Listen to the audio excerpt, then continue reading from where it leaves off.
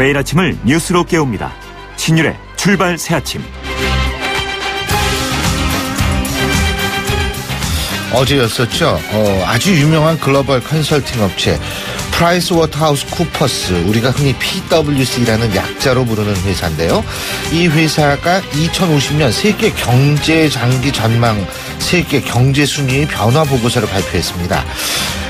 이 보고서에 따르면 우리나라의 구매력 지수 기준 국내 총생산 순위가 2050년에 18위까지 떨어질 것이라는 전망을 내놨습니다.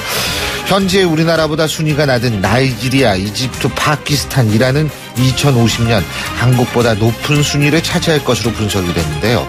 물론 이것은 어디까지나 구매력 지수 기준 GDP 순위이긴 합니다만 기분이 썩 좋은 것은 아닙니다. 이 보고서는 그 구체적인 이유를 밝히지는 않았지만 일단 우리가 추론할 수 있는 건 인구 절벽에 의한 노동 인력의 급격한 감소, 그리고 잠재적 성장 동력 발굴의 실패, 이런 거를 생각할 수 있을 것 같은데요. 지금 대선 후보들은 저마다 4차 산업혁명을 말하고 있지만 과연 그런 관심이 대선이 끝나고도 이어갈지는 정말 모르겠습니다. 지금의 상황이 과거의 전설이 되지 말아야 할 텐데요. 정치가 제대로 돌아가야 경제도 잘 돌아갈 수 있다는 단순한 이치를 다시금 생각해야 하는 아침입니다. 신율의 출발 새 아침, 오늘 순서 시작합니다.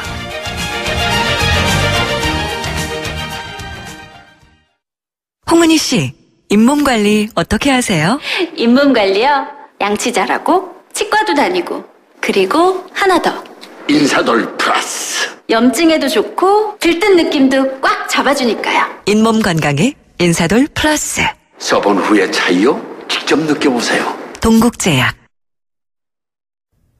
YTN 라디오 신율의 출발 새아침. 지금까지 들어온 뉴스 백병규 시사평론가와 함께 정리해보겠습니다. 어서 오십시오. 안녕하십니까? 예, 박영수 특검이 박근혜 대통령 대면 조사를 9일로 잡았는데 청와대가 언론 보도를 이유로 박 대통령 대면 조사 거부 가능성까지 지금 거론하고 있는 모양이에요. 네, 그래서 이게 언론에 밝히면 안 되는 모양이죠? 안 하기로 이제 아마 청와대 측에서 이제 요청을 했고, 여기에 이제 특검팀도 합의를 해준 것 같은데요. 이제 문제는 이 언론 보도를 막을 수는 없습니다. 그러면 이제 이게 도대체 어디서 새 나간 거냐, 이제 이게 논란이 될 수 있는데, 이게 꼭 이제 특검팀이냐, 청와대에서 나갈 수도 있잖아요. 그래서 이제 이런 부분들은 한번 좀 다시 짚어봐야 될 것 같은데, 어떻든 이제 박영수 특검팀으로서는 오는 9일 청와대, 그러니까 내일이죠. 네. 이 청와대 인민관에서 박 대통령 대면 조사하기로 이 청와대 측과 합의한 것으로 이렇게 알려졌습니다. 그러니까 이제 경내에서 하고 또 이제 조사 내용도 좀 공개하지 않겠다. 이제 이런 식의 합의가 이루어진 걸로 알려지고 있는데, 이제 내일 조사한다는 사실이 어제 저녁에 일부 방송을 통해서 보도가 됐거든요. 네. 그래서 청와대 측은 이 박영수 특검팀이 비공개 합의를 깼다면서 대면 조사를 좀 거부할 수 있다, 이렇게 반발하고 나섰는데요. 이 박영수 특검팀은 그러나 해당 언론 보도에 대해서 특검팀에서 확인해 준 것은 전혀 없다. 또 앞으로도 없을 것이다. 그리고 실제 이제 어제 특검 대변인 이규철 특검보는 10일 언저리에 하게 될 것으로 기대하고 있다. 상당히 좀 두루뭉술하게 이렇게 이야기를 하고 말았거든요. 그래서 이제 청와대에서는 일정 재조정을 좀 요청한 것으로 보이는데, 과연 이제 특검은 특검대로 지금 상당히 좀 일정이 좀 바쁜 상황이죠. 그래서 어떻게 될지는 좀 지켜봐야 될 것 같습니다. 아니, 약속을 했으면 지켜야죠. 그건 당연하지만, 맞습니다. 하지만 중요한 것은 뭐냐면 이게 그렇다고 해서 자꾸 이게 일정이 늦춰지는, 지금 2월 말은 이제 탄핵 심판 결정이 물 건너간 거 아닙니까? 네. 그럼 지금 이제 마지막 남은 게 3월 초인데 그것도 만약 물 건너가게 되면 이제 기약이 없어지는 거거든요. 그리고 대통령 조사 일정 자체를 이제 비밀에 붙여서 조사 받을 때까지 외부에 알리지 않겠다. 이건 이제 사실은 민주사회에서는 좀 불가능한 일이죠. 아니, 그래서 전 약속을 안 지킨 거는 문제가 될 수 있고 기분은 나쁘겠지만 이것을 또 이유로 해서 이걸 또 거부한다, 이것도 좀 네, 생각해 봐야 되는 거 아닌가, 이런 생각이 듭니다. 자, 어제 손학규 국민주권회의 의장이 국민의당과의 통합을 공식 선언을 했는데, 그러면서 더불어민주당의 김종인 전 대표 추후 제3지대 같이 할 수 있을 것이다, 이런 시사를 했다고 그러는데, 그런 얘기가 나왔는데 김종인 전 대표는 나는 전혀 그렇게 생각하지 않고 있다. 네. 야, 이것도 따지면 미스터리예요. 그래서 손학규 의장은 이야기를 했더니 김종인 전 대표가 먼저 가셔서 좀 잘 하시라 이렇게 이야기를 했다는 거고 김종인 전 대표는 무슨 소리냐 뭐 가신다고 그러니까 가셔서 잘 하시라 이렇게 얘기를 했지 뭐 먼저란 말을 한 적이 없다 이런 이야기도 나오고 그러는데 어쨌든 이 김종인 전 대표 어제 그 한겨레와의 그 인터뷰에서 이 민주당을 그 탈당한 일은 없을 것이라고 이제 분명하게 선을 그었고요. 이 정계 개편 가능성에 대해서도 현실성이 없다. 대선 뒤에도 이 앞집사는 어려울 것이다 이렇게 전망을 했습니다. 민주당 내 그 경선과 관련해서는 이 문재인 전 대표의 그 경선 승리 자체를 의심하지 않는다. 즉 뭐 문재인 대세론이 결국은 먹히지 않겠는가, 관철되지 않겠는가 이렇게 이제 얘기를 하면서도 안희정 충남도지사의 그 대연정 발언이 가장 합리적인 아니라고 본다면서 안희정 충남도지사를 이제 높게 평가하기도 했습니다. 자신의 그 대선 출마 가능성도 이제 거론되고 있지 않습니까? 여기에 대해서 이 뛰어들라는 사람도 있지만 그런데 뭐 연애하는 사람은 아니다. 이 수동적으로 나는 살아온 사람이다. 그러면서도 앞으로 전개되는 상황을 보고 뭘 할 건지 결정할 거다. 이렇게 여지를 남기기도 했는데요. 본인이 직접 나오겠다는 건지 아니면 저는 킹메이커를 하겠다는 건지 좀 잘 알 수는 없습니다. 모든 얘기가 무슨 얘기인지 전 잘 알아들을 수가 없어요. 그러니까요. 예, 역시 아주 고수의 정치인이다 이런 생각을 합니다. 메타포가 보통이 아니죠. 그리고 이 정치인 단수가 올라갈수록요 무슨 얘기를 하는지 모르게끔 만드는 이거거든요. 예. 손학규 의장이 국민의당 합류한 거에 대해서 민주당하고 국민의당이 신경전을 벌이기도 했다고 그러는데. 이제 문재인 전 대표의 그 발언이 좀 이제 그 자극적이었는데요. 문재인 전 대표 어제 그 대전시 그 의사회를 그 찾아서 가진 그 기자간담회에서 예. 우리 당과 통합될 국민의당과 정권 교체라는 장에서 함께 하기를 기대한다. 이제 이렇게 얘기를 했습니다. 결국은 그 야권 세력이 하나로 좀 모아질 것이다. 이제 이런 메시지를 이제 던진 셈인데요. 여기에 대해서 그 국민의당의 그 박지원 대표가 좀 발끈했죠. 이 국회에서 기자들에게 이 꿈 깨라 이렇게 좀 원색적인 발언을 보이기도 했습니다. 사람은 뭐 이루지 못할 꿈은 자꾸 생각하고 얘기하게 된다. 이렇게 이제 말하기도 했는데 민주당 추미애 대표가 그 오전에 이 손학규 의장 뭐 혼자서 가시는 건데 또 이렇게 좀 언급한 바도 있거든요. 여기에 대해서도 이제 박지원 대표 혼자가 아니지 않느냐 이렇게 좀 맞받아치기도 했는데요.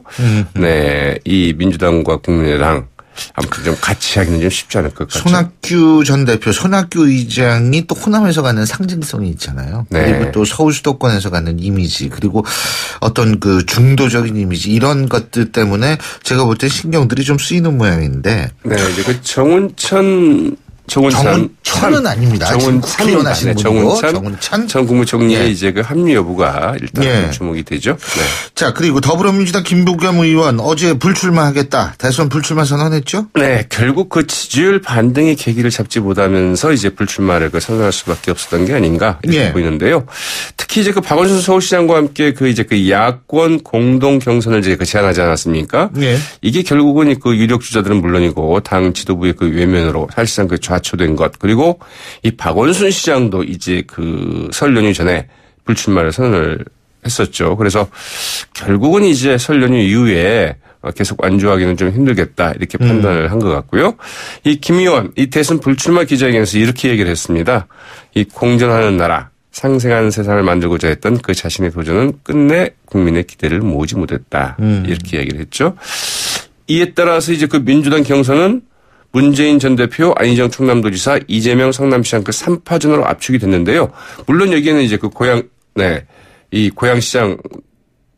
예, 고양시장. 최성시장 말씀하시는 네, 최성 고양시장도 아직은 이제 그. 대선 출마 선언을 해놓고는 있죠. 그런데 이제 이게 그 이념적인 성향이나 이 정책의 경향에 따라서 뭐 좌재정, 중재인, 우의정 이런 그 삼색 대결로 가는 것 아니냐 이런 분석도 좀 나오고 있죠. 문재인 대표 좋으시겠네요. 그래도 중간에 딱 계시네요. 오늘 말씀 여기까지 듣겠습니다. 고맙습니다. 네, 고맙습니다. 예, 지금까지 백병규 시사평론가였습니다.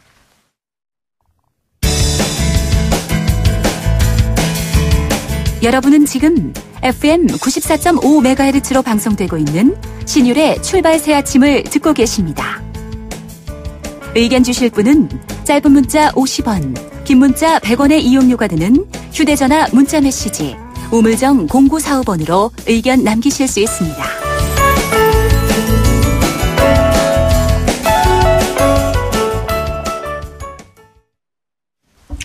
대선 국면을 앞두고 보수층 표심을 잡기 위한 새누리당과 바른정당 간의 기싸움이 점점 치열해지고 있는데요.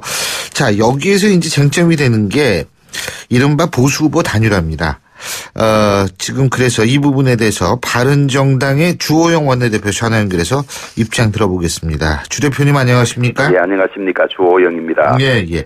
어제 교섭단체 연설 하셨죠, 그죠? 예. 교섭단체 대표 연설 하셨는데, 예, 예. 이 박 대통령 탄핵에 대해서 정치권 전체가 헌재 결정에 대해서 승복하자는 그런 어떤 약속을 하자, 이런 말씀 하셨죠? 그렇습니다.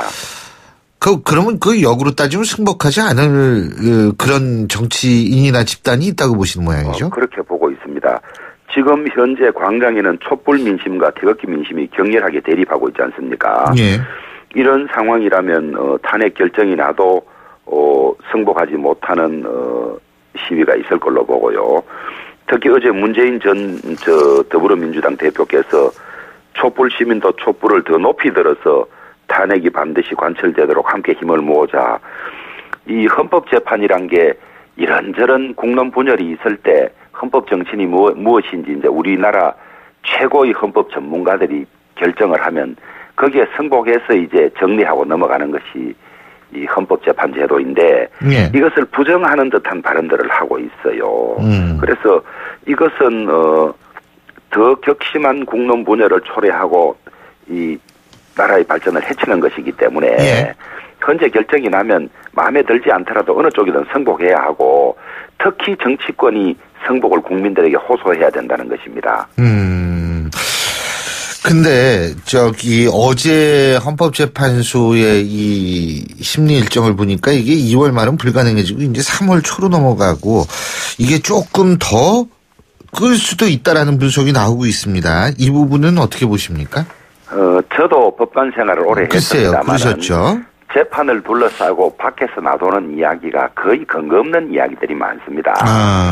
그래서 제 이야기 자체도 근거 없는 이야기가 될 수도 있겠습니다만 예.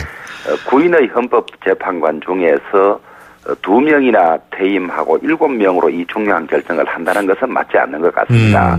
그래서 저는 이정미 재판관 퇴임 전에 결정이 나지 않을까 예상을 하고 있고요. 그렇지 않다 하더라도 합의에는 그걸 이제 헌법재판은 평의라 그러는데요. 평의에는 최소한 8명이 참가하는 것이 바람직하지 않을까 저는 그렇게 보고 있습니다.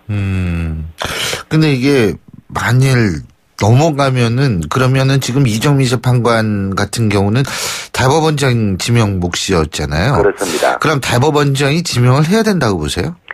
저는 지금도 늦었다고 보죠. 헌법재판소장, 박한철 헌법재판소장 퇴임도 사실은 공백을 메워야 합니다. 이 헌법재판 제도라는 것이 9인의 재판관 중에서 6인이 찬성해야 되는 것이기 때문에 네. 재판관 한 사람이 빈다는 것은 헌법이 설계한 헌법재판 제도를 무너뜨리는 겁니다. 예. 그래서 지금 헌법재판소장을 대통령이 지명하는데 그 헌법재판관이 누구 편을 들 것이다 이런 것 때문에 비워둔다는 것은 우리 전체 헌정 질서에 커다란 공백을 만든 것이거든요. 예. 설사 누구를 지지할 확률이 있든 없든 제도는 9명을 채우라 그랬으면 채워야 하는 것입니다. 그런데 이 헌법재판관은 차지 않으면 탄핵을 반대한 걸로 자동 계산이 되는 거거든요. 예. 그렇기 때문에 야당으로서도 이것을 반대할 이유가 없습니다. 안 차면 반대고 차면 찬성할 수도 있고 반대할 수도 있는데 예. 확률적으로 그렇죠. 그렇습니다. 이런 논란이 있을 때는 큰 원칙이 뭔지를 보고 가야지 작은 유불리를 따지니까 자꾸 국정 운영에 혼란이 오는 것이거든요. 예. 이정미 재판관 같은 경우도 대법원장이 이 지명권을 행사하는데 3월 13일 같으면 지금도 늦습니다.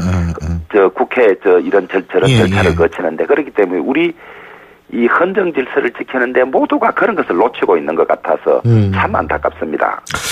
자, 그리고 말이에요. 박근혜 대통령 대면 조사, 이게 청와대 측은 이게 대면 조사 일정이 외부로 새나가서 거부할 수도 있다. 지금 이렇게 나오는 모양인데요. 예. 자칫하면은 박 대통령에 대한 대면 조사도 못하고 이 특검 마무리되는 거 아닙니까? 어떻게 보십니까? 어차피 대통령에 대한 대면 조사가 실시되면 그 밖으로 알려질 수밖에 없지 않습니까? 예.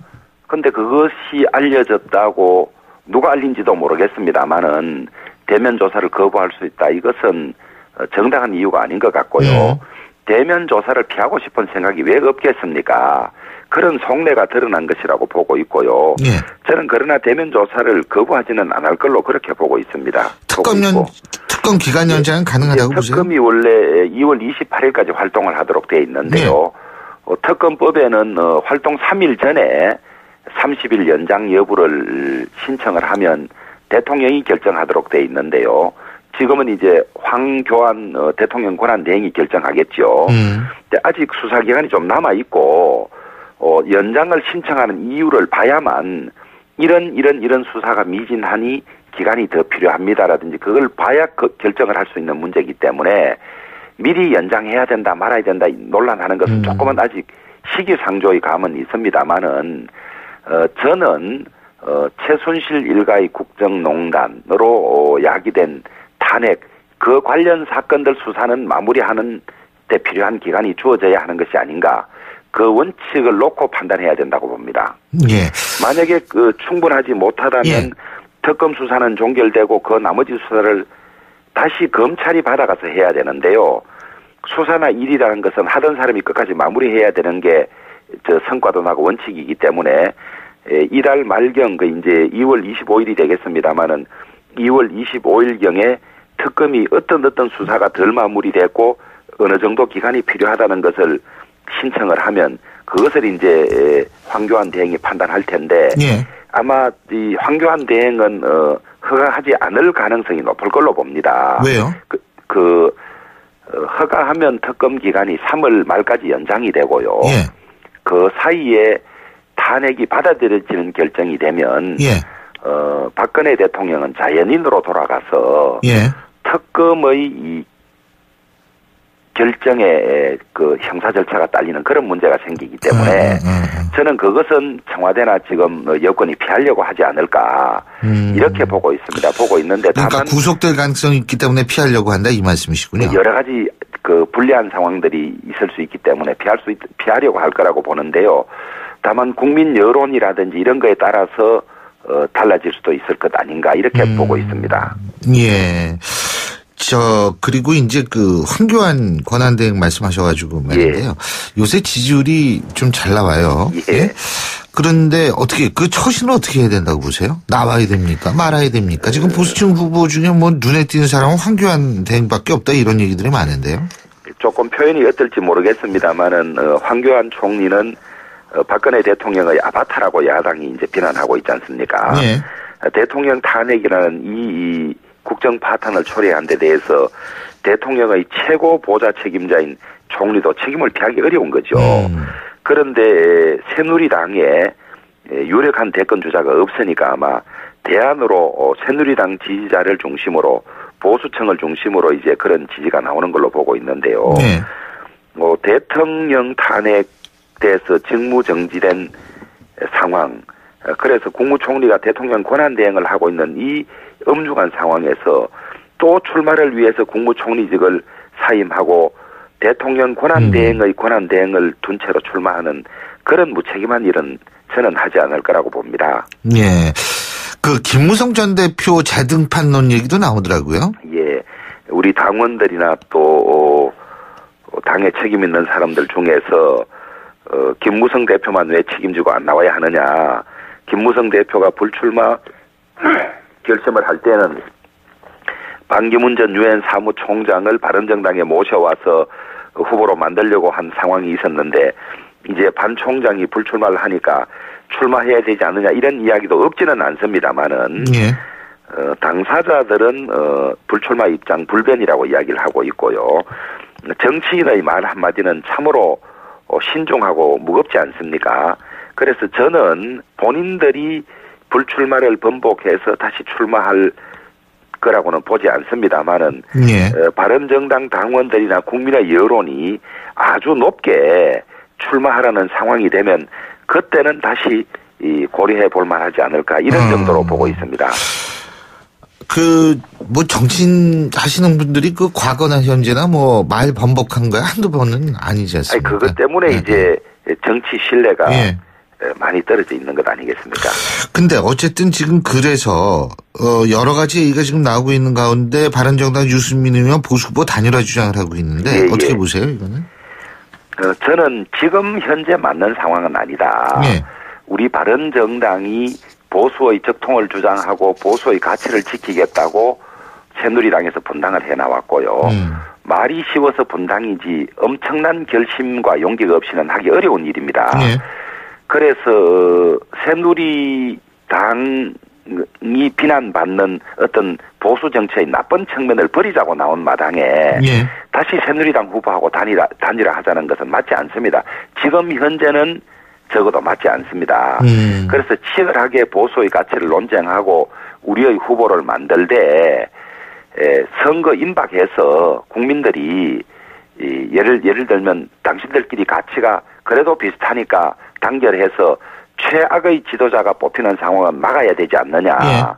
차선의 선택이라도 해야 되지 않느냐라든지 아니면 보수 단일화로 당선 가능성이 확 높아지는 경우에 국민 압력이 높아지면 그것은 그때 가서 판단할 문제가 아닌가. 지금 벌써 보수 단일화를 논의하는 것은 시기상조다 이렇게 봅니다. 근데 바른정당은 보수 중에서도 좀 리버럴한 보수인데 그죠? 그런 차원에서는 국민의당이라든지 이런 쪽에 그 빅텐트 같이 만들 수 있는 거 아니에요? 현재의 각 당 구성원들이라든지 지지 기반이라든지 이런 걸 보면 힘을 합치는 것이 쉬운 일은 아닙니다만은 이번 대선이 끝나고 나면 누가 대통령이 되더라도 여소야대의 대통령이 되고 또 인수위 67일 없이 바로 대통령이 돼야 하기 때문에 참으로 어려운 정치 환경이 됩니다.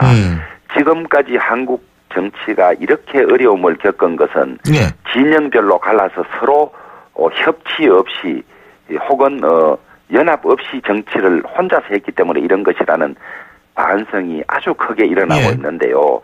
그래서 이제는 연합이라든지 혹은 협치 이런 차원에서 보면 그런 가능성을 열어두는 것이 좋고 또 각 당의 지지 기반이 한쪽은 영남 한쪽은 호남이고 이래서 우리의 고질적인 이 지역 감정이라는 병폐도 없앨 수 있는 그런 계기가 되기 때문에 쉬운 일은 아니지만은 가능성은 열어놓아야 하고 서로 긍정적으로 검토해야 된다. 그렇게 봅니다. 알겠습니다. 오늘 말씀 여기까지 듣겠습니다. 고맙습니다. 예, 감사합니다. 예, 지금까지 바른정당의 주호영 원내대표였고요. 신율의 출발 새 아침 1부 순서 여기서 줄입니다. 잠시 뒤 2부에서 뵙죠. 굴삭기, 크레인, 지게차, 스카이차, 로더 이 모든 중장비를 부르는데 걸리는 시간은? 1644-4049 공사마스터 전화 한 통이면 오케이. 중장비 빠르게 찾을 땐 1644-4049 1644-4049 공사마스터. 모바일에서도 공사마스터.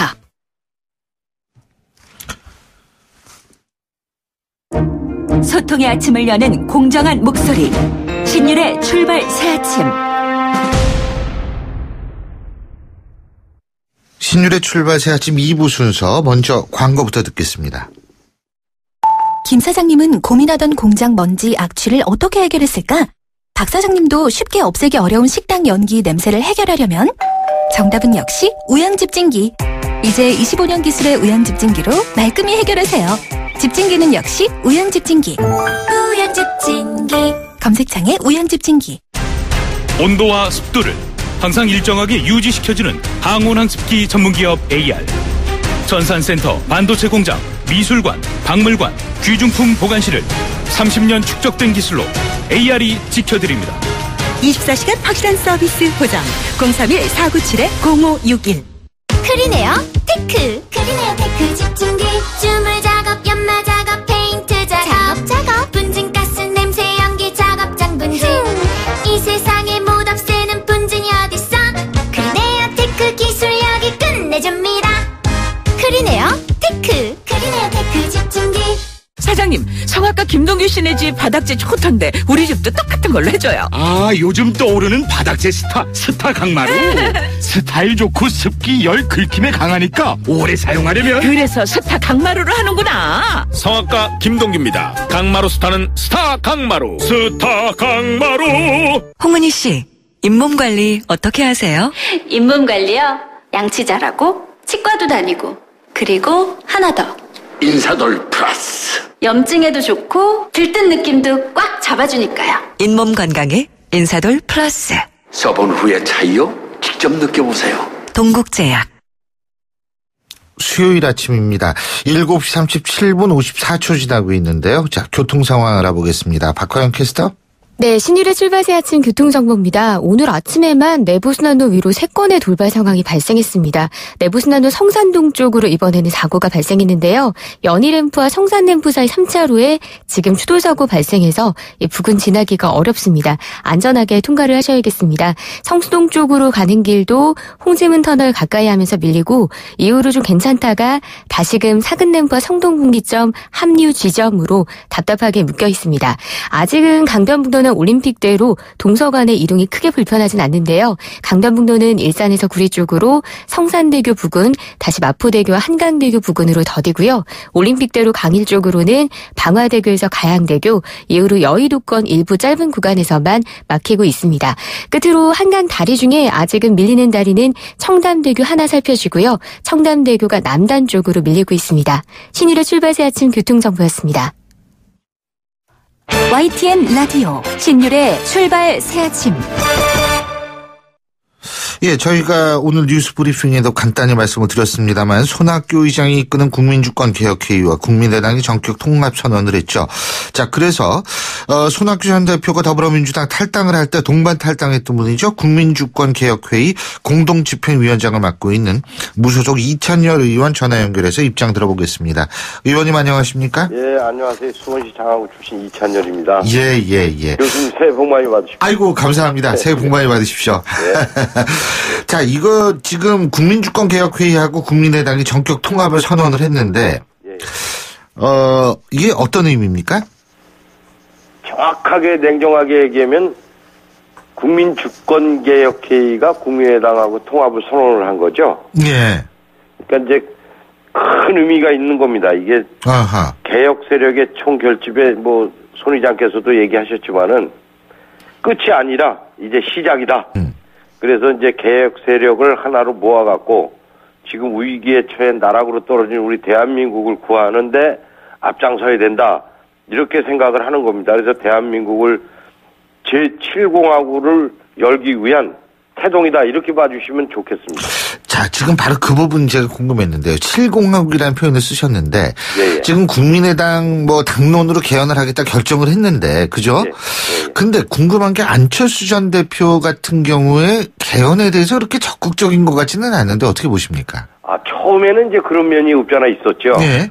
그러나 지금 보면은 안철수 대표께서도 이 개헌 문제에 대해서 적극적으로 나서는 거로 이렇게 활동을 하고 계신 거로 알고 있습니다. 아, 그렇군요. 예. 자, 그렇다면은 이게 빅텐트의 불씨는 일단 살린 거다. 이렇게 봐야 될 것 같네요. 그죠? 당연히 그렇죠. 예.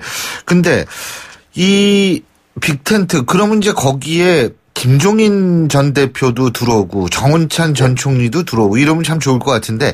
그럼요. 앞으로 그렇게 될 거라고 보고 있습니다. 근데 제가 그 부분을 여쭤보려고 그러는데 김종인 전 대표 같은 경우에는 좀 딴소리를 하고 있어요. 저희가 앞서 얘기했는데 그거 어떻게 된 거예요, 이게? 저는 뭐 그분은 뭐 대한민국의 어른이시고 또 여러 가지 경륜도 많이 갖고 계신 분이기 때문에 속마음을 그렇게 쉽게 나타내시는 분이 아니죠. 그래서 제가 봤을 때는 속에 갖고 계신 하고 싶은 말씀은 많이 있을 거라고 저는 지금 보고 있습니다. 그러니까 언젠가는 행동으로 분명히 옮길 거다. 이렇게 이해해도 되겠습니까? 저는 그렇게 봅니다. 그렇군요. 그 더불어민주당 추미애 대표 빅텐트가 안 되니까 스몰 텐트라도 친 거다. 사실은 근데 이 텐트 친 게 중요한 거거든요. 왜냐하면 우상호 원내대표 같은 경우에는 캠핑장 폐쇄했다 이런 식의 표현까지 했는데 어떻게 보십니까? 이게 참 우리 정치 하시는 분들이 한마디 한마디 하시는 것을 좀 조심해서 하셨으면 좋겠다고 생각을 합니다. 항상 그 깎아내리는 듯한 발언, 또 폄훼시키는 발언, 이런 것 때문에 국민들이 지금 식상해 계신 거 아닙니까? 그래서 이런 것부터 우리가 긍정적으로 서로 뭐 응원은 못 해줄지언정 정책적으로 비판하는 거야 뭐 충분히 있을 수 있지만은 이 정치인들의 행동에 대해서 비판하는 것은 저는 아직 옳지 않다고 생각합니다. 예, 그리고 일부에서는 이제 손학규 전 대표, 손학규 의장께서 이제 국민의당과 이제 합당을 했기 때문에. 아직 합당은 아닙니다. 예. 어째 통합을 선언했기 때문에. 예. 거기에 의미 중에서 중요한 의미 중에 하나가 또 손학규 의장의 갖는 호남에서 가는 위상과 의미가 있지 않습니까? 예, 물론 이게 그렇죠. 문재인 전 대표의 지금 호남에서의 지지 반등 시도에 제동을 거는 역할도 할 수 있을 것이라는 분석이 있던데 어떻게 보십니까? 그거는 뭐 제동을 건다기보다도 예. 서로 이제 안철수 대표하고 손학규 의장하고 이제 합쳐지면은 예. 호남의 정서도 많이 바뀔 거라고 생각을 합니다. 어허. 그 호남 정서라는 것이 우리 대한민국 정치 역사상에 가장 중요한 위치에 있다고 예. 저는 보고 있기 때문에 예. 그 부분에 대해서 호남에 계신 분들이 참 긍정적으로 크게 생각하실 거로 저는 생각을 합니다. 예. 자, 그렇다면 더불어민주당 내의 비문들이 지금 점점 위축이 되고 있다라는 분석도 있는데 이분들이 어떻게 나올 가능성이 있다고 보세요? 그게 지금 현실적으로 문제입니다. 점점 위축이 돼가고 있다라고 이렇게 보시는 것처럼 예. 그쪽에서의 그 주류에 들어가지 못한 분들은 항상 소외감을 느끼게 돼 있습니다. 네. 그러다 보니까 이제 여러 가지 고민들을 하시는데 제가 알기로도 많은 분들이 심각하게 고민을 하는 거로 알고 있습니다. 근데 문재인 전 대표 캠프 측은 이제 그분들을 또 다 포용하는 모습을 지금 보이고 있지 않습니까? 예를 들면 송영길 의원을 예를 들면 캠프에 좌장을 시킨다든지 그렇죠. 이런 이 제스처를 보이고 있는데 이런 상황에서도 추가 탈당이 가능하다고 보십니까? 저는 뭐 탈당까지는 모르겠는데요. 실질적으로 지난 대선을 보면 알 수 있지 않습니까? 지난 대선 때 우리가 질래야 질 수 없는 선거를 쳤다. 이렇게 얘기하면서도 지금까지 반성의 기미가 없는 겁니다. 예를 들면 뭐 백서 하나 만들어 놓고도 공개를 안 하다가 결국은 마지못해 조금 보여주는 식으로 이런 행태를 보면은 지금 내년 올이죠. 올 대선에서도 불보듯 뻔한 거 아니냐. 거기다가 지금 안철수 대표가 나왔지 않습니까? 예. 그러니까 지난 대선보다도 더 조건이 악화돼 있는데 뭘 갖고 그렇게 다 대세론이다 하는지 저는 모르겠습니다. 아마 국민들 제가 지역의 정서를 보면은 물론 뭐 아닌 분들도 있지만은 대부분 그분은 안 된다. 이런 식으로 얘기하는 분들이 굉장히 많습니다. 그래서 대세론은 시간이 흐르면서 이제 손학규 의장의 역할에 따라서 많이 요동을 칠 거라고 저는 이렇게 보고 있습니다.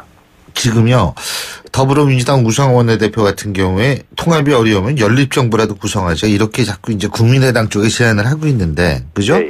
이거는 어떻게 연대가 필요하다. 이거 어떻게 보세요? 그거는 뭐 연대든 합당이든 뭐 생각하는 게 그쪽에서는 많은 것 같은데, 제가 봤을 때 뭐 우상호 대표가 하는 말씀을 제가 뭐라고 얘기할 수는 없는 입장이지만은 실질적으로 과거를 우리가 돌아봐야 됩니다. 왜 국민의당이 생겼는지 또 왜 지금에 와서 그런 얘기를 하는데 국민들의 반응이 없는지 이것을 더불어민주당 지도부에서는 냉정하게 판단을 해야 된다고 저는 생각을 합니다. 자, 그리고 또 한 가지는 이제 손학규 의장께서 거기 들어가셔서 경선 얘기도 말씀을 하셨기 때문에 제가 여쭤보는 건데요. 이게 경선 룰도 중요하지만 이 대선 경선을 하는데 조건도 있어야 되는 거 아니냐, 저는 이런 생각이 듭니다. 왜 그러냐 하면 지금 일단 개헌 아까 말씀하셨는데 뭐 안철수 전 대표도 개헌에 동의하고 다 동의하는 분위기라면 당론으로도 정했고요, 국민의당이. 그렇다면 최악의 경우에는 개헌을 위해서 임기 단축도 고려할 수 있다라는 그 규정이 들어가야 되는 거 아닙니까? 그것도 당연히 들어가야 될 거라고 생각을 합니다. 저 개헌 특위도 있지만은 거기서도 얘기가 나오는 것이 임기를 3년으로 단축해서 다음 총선에서 대통령과 국회의원을 같이 뽑자 다시. 이런 여론이 많이 팽배해 있는 거죠. 이것이 바로 이제 개헌을 할 수 있는 방편의 한 축으로 저는 보고 있습니다. 예, 그러니까 이제 그 경선 룰을 정하기 전에 경선을 하는 가장 중요한 기본적인 바탕으로서 이제 그런 것도 들어가야 되는 거 아니냐. 그래서 제가 여쭤본 거거든요. 아, 그것도 뭐 당연히 있을 수 있는 거죠. 예. 오늘 뭐 협의해가면서 차츰 다 정리가 될 거라고 봅니다. 예. 아니, 이게 우리가 워낙 개헌한다 그랬다가, 예? 예. 아, 대선 전에 개헌 안 하겠다는 대선 후보 없잖아요. 근데 예. 자기가 막상 정권을 잡고 나면 그 싹 잊어먹잖아요. 그 부분만 잊어먹어요. 그게 아주 부분적 알츠하이머인지 모르겠습니다만. 예. 그 부분만 싹 잊어먹거든요. 부분적 알츠하이머라는 말씀이 아주 와닿습니다. 예. 그래서 그것을 예. 이제 그런 그 폐단을 없애기 위해서 헌법을 개헌을 해갖고 네. 7공화국을 만든 다음에 이제 대통령을 선출을 하자 이런데 이제 탄핵 정국이 들어서면서 조금 여러 가지 분위기가 어수선해진 것뿐이지 실질적으로 기본의 틀은 변함이 없다고 봅니다. 예. 근데 그 지금 말이에요. 예, 예. 이 경선 룰 같은 경우에도 뭐 특별히 이 생각하고 계시는 부분이 있어요? 아직 뭐 그거는 저희가 내부적으로 지금 현재는 뭐 말씀드릴 상황은 아니고 예. 실질적으로 전격적으로 이제 손학규 의장이 통합 선언을 한 것도 예. 주변에서 이제 이런저런 얘기가 나오고 그러니까 이게 무슨 뭐 손학규가 조건을 내걸고 자꾸 조건을 붙이는 것처럼 이렇게 보여줄 수가 있다. 이러기 때문에 그동안에 손학규 의장께서 2년 동안 강진에 계셨지 않습니까? 네. 그래서 이런 모습을 국민들께 보여드리는 것도 손학규의 변화된 모습을 국민들께 보여드릴 수 있는 거다. 예. 그러기 때문에 국민주권 개혁회의 주요 발기인들을 모시고 아주 심야의 토론을 4시간 이상 했던 겁니다. 예. 근데 아까 그 많은 분들이 참여할 거다 이런 말씀도 하셨는데 네.